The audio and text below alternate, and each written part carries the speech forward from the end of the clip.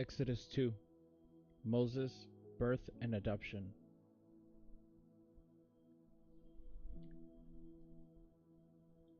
Let's see.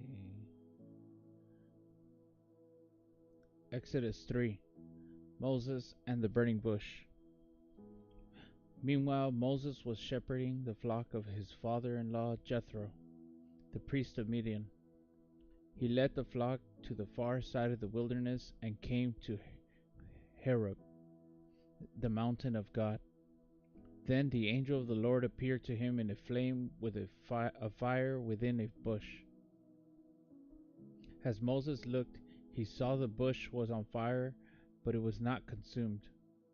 So Moses thought, I must go over and look at this remarkable sight. Why isn't the bush burning up? When the Lord saw that he had gone over to look, God called out to him from the bush, Moses, Moses. Here I am, he answered. Do not come closer, he said. Remove the sandals from your feet, for the place where you are standing is holy ground. Then he continued, I am the God of your father, the God of Abraham, the God of Isaac, and the God of Jacob. Moses hid his face because he was afraid to look at God. Then the Lord said, I have observed the misery of my people in Egypt, and I have heard them crying out because of their oppressors. I know about their sufferings, and I have come down to rescue them from the power of the Egyptians and to bring them from the land of good and spacious land, a land flowing with milk and honey, the territory of the Canaanites, Hittites, Amorites, Perizzites, Hivites, and the Jebusites.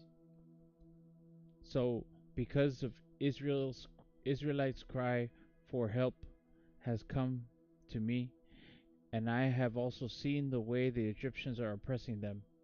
Therefore, go, I am sending you to Pharaoh so that you may lead my people, the Israelites, out of Egypt. But Moses asked God, who am I that I should go to Pharaoh and that I should bring the Israelites out of Egypt? He answered, I will certainly be with you, and all this will be the sign to you that I am the one who sent you. When you bring the people out of Egypt, you will all worship God at this mountain. Then Moses asked God, if I go to the Israelites and say to them, the God of your ancestors has sent me to you, and they ask me, what is his name? What should I tell them? God replied to Moses, I am who I am. This is what you are to say to the Israelites. I am has sent me to you. God also said to Moses, say this to the Israelites, the Lord, the God of your ancestors, the God of Abraham, and the God of Isaac, and the God of Jacob has sent me to you. This is my name forever. This is how I am to be remembered in every generation. Go and assemble the elders of Israel and say to them, the Lord, the God of your ancestors, the God of Abraham, Isaac, and Jacob, has appeared to me and said, I have paid close attention to you and to what has been done to you in Egypt. And I have promised you that I will bring you up from the misery of Egypt to the land of the Canaanites, Hittites, Amorites, Perizzites, Hivites, and Jebusites, and a land flowing with milk and honey. They will listen to what you say. Then you, along with the elders of Israel, must go to the king of Egypt and say to him, the Lord, the God of the Hebrews, has met with us. Now please let us go on a 3-day trip into the wilderness, so that we may sacrifice to the Lord our God. However, I know that the king of Egypt will not allow you to go, even under force from a strong hand. But when I stretch out my hand and strike Egypt with all my miracles that I will perform in it, after that he will let you go. And I will give these people such favor with the Egyptians that when you go, you will not go empty-handed. Each woman will ask your neighbor and any woman staying in their house for a silver and gold jewelry and clothing, and you will put them on your sons and daughters. So you will plunder the Egyptians. Exodus 4. Miraculous signs for Moses.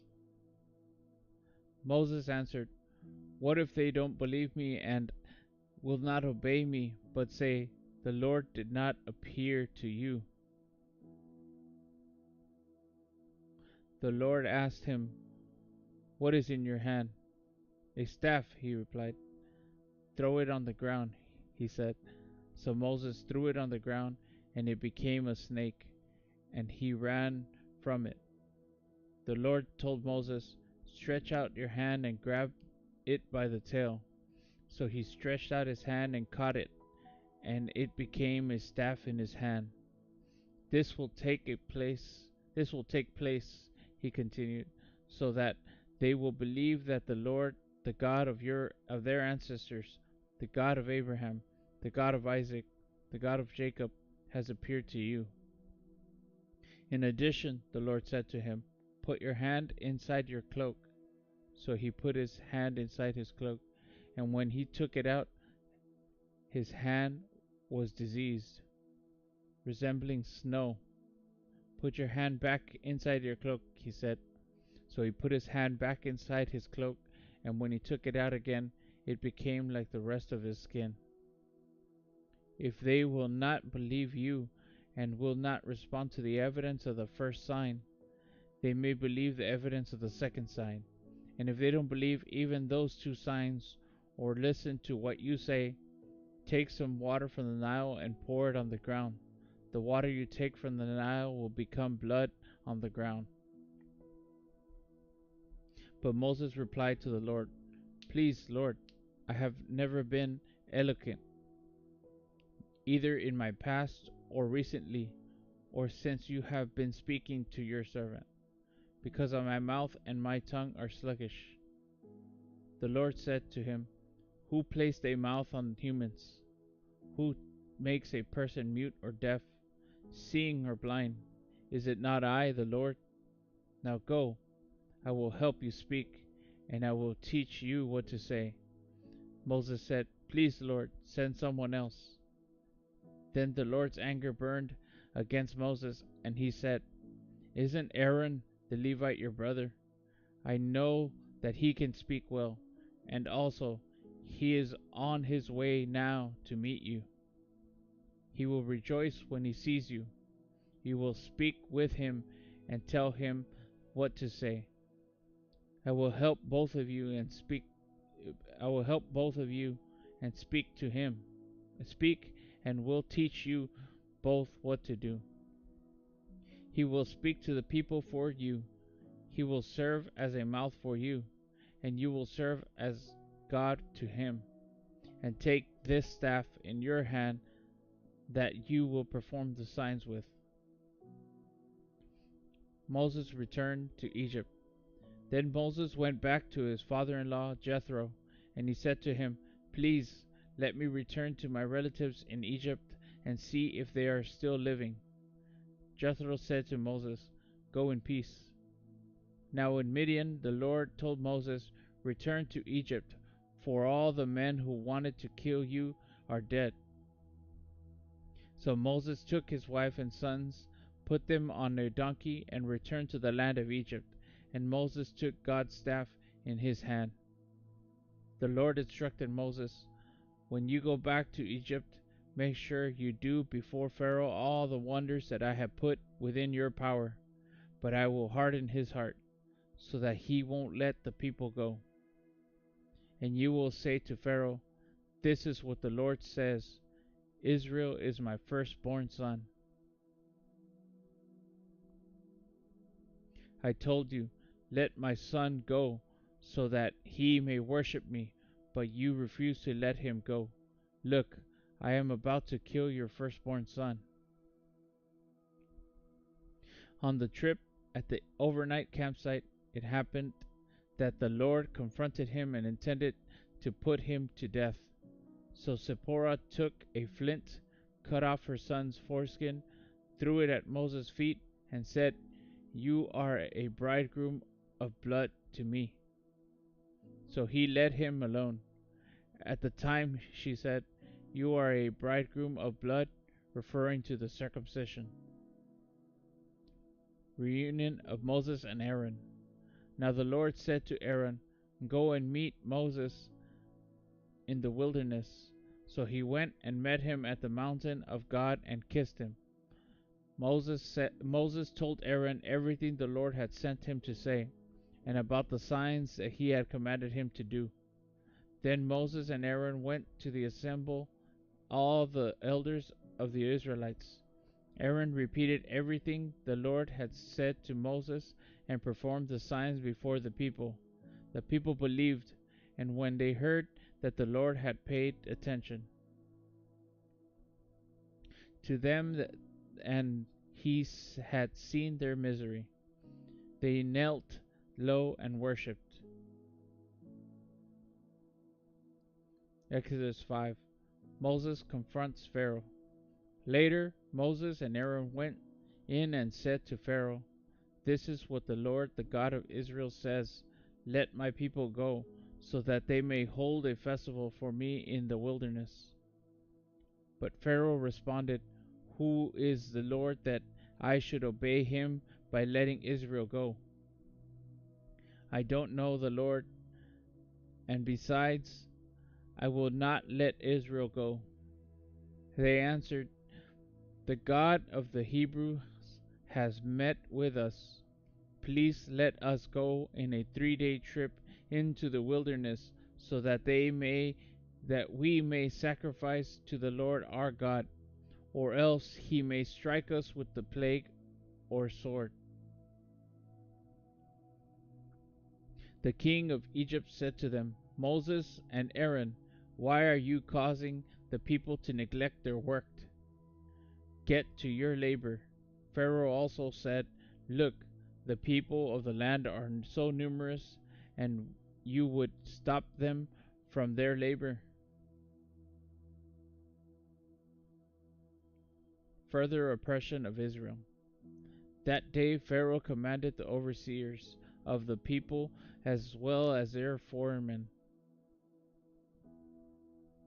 "Don't continue to supply the people with straw for making bricks as before. They must go and gather straw for themselves, but require the same quota of bricks from them as they were making before. Do not reduce it, for they are slackers. That is why they are crying out, 'Let us go and sacrifice to our God.' Impose heavier work on the men. Then they will be occupied with it and not pay attention to deceptive words." So the overseers and foremen of the people went out and said to them, "This is what Pharaoh says: I am not giving you straw. Go get the straw yourselves wherever you can find it. But there will be no reduction at all in your workload."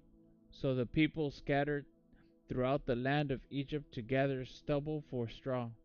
The overseers insisted, "Finish your assigned work each day, just as you did when the straw was provided." Then the Israelite foremen, whom Pharaoh's slave drivers had set over the people, were beaten and asked, "Why haven't you finished making your prescribed number of bricks yesterday or today, as you did before?"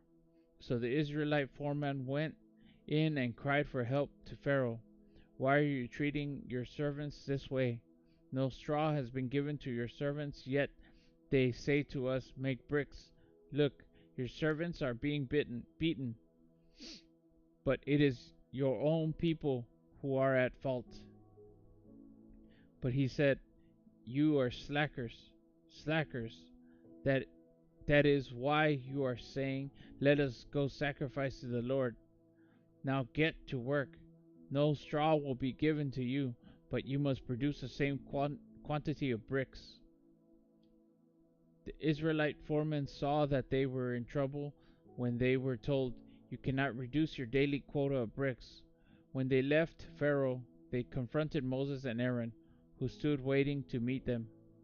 "May the Lord take note of you and judge," they said to them, "because you have made us reek to Pharaoh and his officials, putting a sword in their hand to kill us."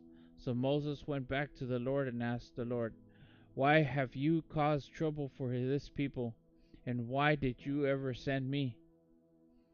Ever since I went in to Pharaoh to speak in your name, he has caused trouble for this people, and you haven't rescued your people at all."